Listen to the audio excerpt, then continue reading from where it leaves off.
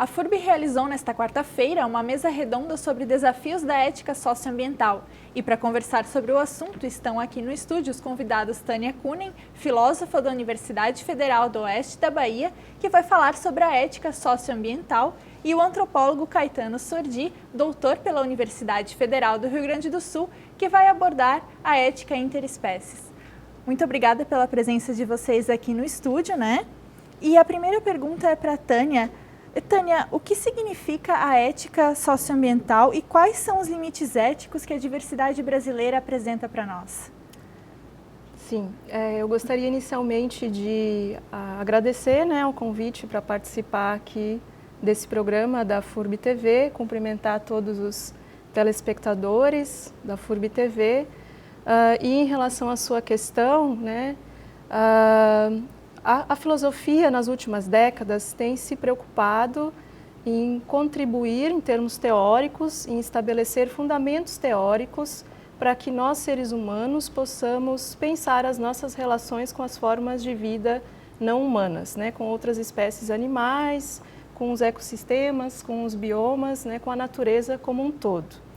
Então, são discussões bastante inovadoras e também desafiadoras à medida que colocam em questão uma série de concepções tradicionais que nós temos na nossa sociedade, e que historicamente limitaram as preocupações morais, as relações com outros seres humanos. Então, quando nós falamos, por exemplo, do dever de respeitar a vida de outro indivíduo, nós estamos falando sempre de relações com outros seres humanos. E nas éticas ambientais, essa noção de dever ela é ampliada, à medida que se estabelece uma preocupação de pensar deveres, obrigações, existência de direitos, para além da esfera da vida humana. Porém, essas teorias, elas têm um caráter bastante universalista, Elas se preocupam em estabelecer regras, princípios morais de caráter geral e universal, que muitas vezes deixam de lado ou não conseguem atender às especificidades de certas realidades socioambientais de populações e comunidades tradicionais que existem no Brasil. Então, quando a gente fala do que é uma ética ambiental, a gente está falando muitas vezes da priorização de uma ideia de um direito universal, de um dever universal, que não leva em conta as especificidades de certos grupos sociais, de comunidades tradicionais, que constroem com o meio ambiente, que constroem com o lugar no qual habitam, outras relações com a natureza que não as relações do nosso modelo ocidental e civilizatório. Então, nesse ponto, nós temos um avanço dos estudos teóricos no campo da filosofia, um aprofundamento das reflexões morais que nos levam a ampliar a categoria de dever, a categoria de direitos morais, e, por outro lado, temos um limite à medida que nem sempre se leva em conta, de fato, a sociobiodiversidade brasileira nesses aspectos e nessas construções teóricas. E nesse sentido, então, é importante trazer essa discussão para a universidade, que é de onde vão sair os novos profissionais para atuar nessa área. Exatamente, É um tema bastante atual, diante dos problemas ambientais contemporâneos que nós temos, da crise ecológica que nós vivemos, do risco do aquecimento global. E a gente sabe que a tendência é que esses grupos minoritários, esses grupos que representam a sociobiodiversidade, sofram com maior intensidade das consequências também dessa crise ambiental.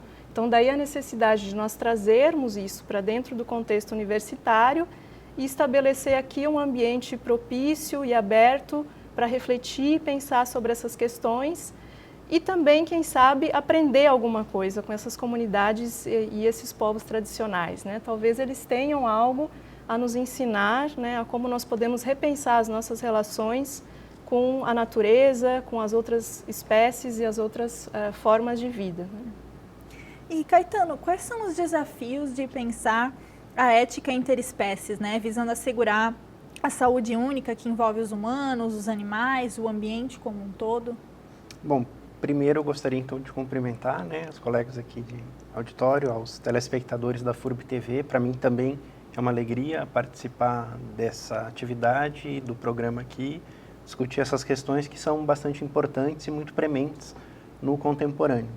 Eu acho que boa parte da resposta a essa pergunta que tu me fizeste já veio respondida pelo que a Tânia colocou, e me parece que o principal desafio hoje é justamente conseguir levar em conta essas outras perspectivas sobre os ambientes e sobre os seres não humanos que outros grupos, né, que não aqueles grupos hegemônicos da sociedade ocidental nos colocam.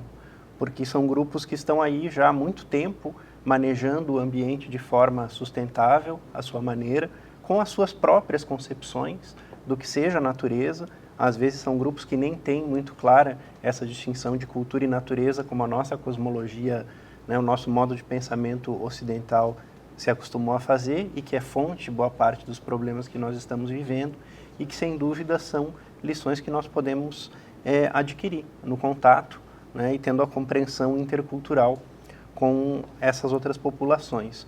O nosso país é um país bastante diverso do ponto de vista cultural, e mais recentemente isso tem sido visto também como socio-biodiversidade. Ou seja, se o nosso país é muito diverso culturalmente e também biologicamente, é porque essas duas coisas sempre andaram associadas. E aí o respeito, a valorização, inclusive a patrimonialização de muitos desses conhecimentos são formas, né, de garantir tudo isso.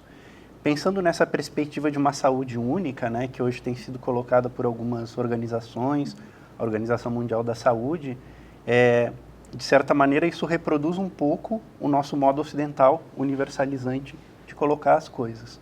Por outro lado, né, é uma perspectiva que tenta entender que boa parte da solução do problema está numa perspectiva integrada, uma perspectiva holística, que entenda o ambiente não como uma coisa que está fora da nossa ação, que está fora da humanidade, mas da qual nós fazemos parte e da qual nós também sofremos uma série de consequências daquilo que nós acabamos fazendo.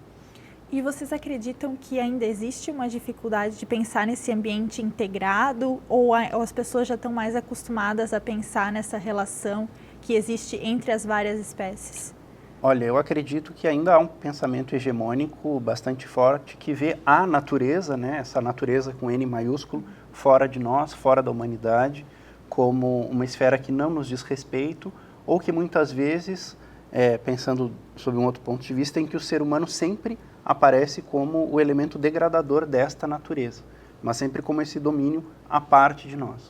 O que nós temos visto é que não, na verdade todas as coisas estão sempre integradas e que há outras vertentes ou outras modalidades da humanidade, né, pensando em outros povos, em outras cosmologias, que às vezes nem pensam essa distinção entre cultura e natureza e que tem uma perspectiva um pouco mais integrada, um pouco mais holista, e que já há muito tempo fazem coisas que hoje nos parecem grandes novidades, como, por exemplo, atribuir direitos, obrigações e deveres para seres não humanos. Não só animais, não só plantas, seres vivos, mas também, muitas vezes, fenômenos da natureza, fenômenos da paisagem, entre outros exemplos, né? E qual a importância que vocês veem das universidades, desses centros de conhecimento, realizarem eventos como essa mesa redonda, com essa temática?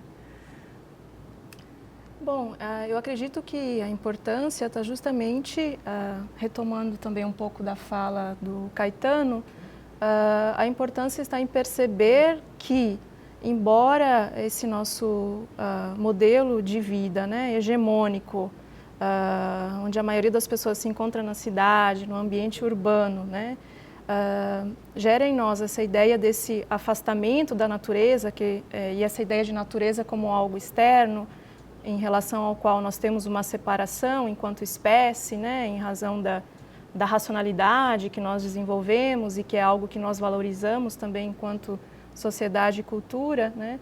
Acho que a contribuição está justamente em perceber que talvez nós tenhamos que, num futuro, superar esses dualismos oposicionistas, né, que opõem o ser humano em relação à natureza, e perceber que há um contínuo, de fato, e uma interdependência entre as formas de vida, né? Então, tradicionalmente, também no fazer acadêmico, no fazer científico, nós construímos um conhecimento que ele se dá a partir dessa ideia de que é possível dominar e controlar todos os processos naturais, né? como se nós pudéssemos no futuro talvez ter controle sobre todos os efeitos do aquecimento global.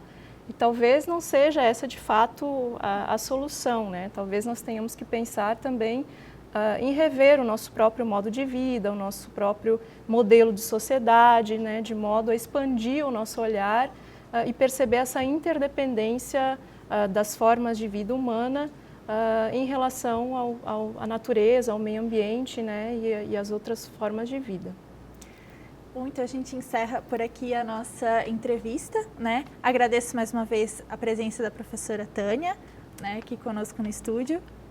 Eu que agradeço também o convite e gostaria também de agradecer ao professor Luciano Florit, né, aqui da FURB, que organizou essa mesa de debate e proporcionou esse momento no âmbito da universidade para a gente poder fazer essa discussão. E também obrigada, professor Caetano, por ter estado aqui na universidade e também aqui na FURB TV conosco. Eu que agradeço e também estendo o agradecimento ao professor Luciano Florit, feito pela Tânia, que nos proporcionou estar aqui e fazer esse debate. Muito obrigado. Muito obrigada. Então, a gente encerra por aqui a nossa entrevista e não deixe de acompanhar a FURB TV nas nossas redes sociais, no Facebook e no YouTube.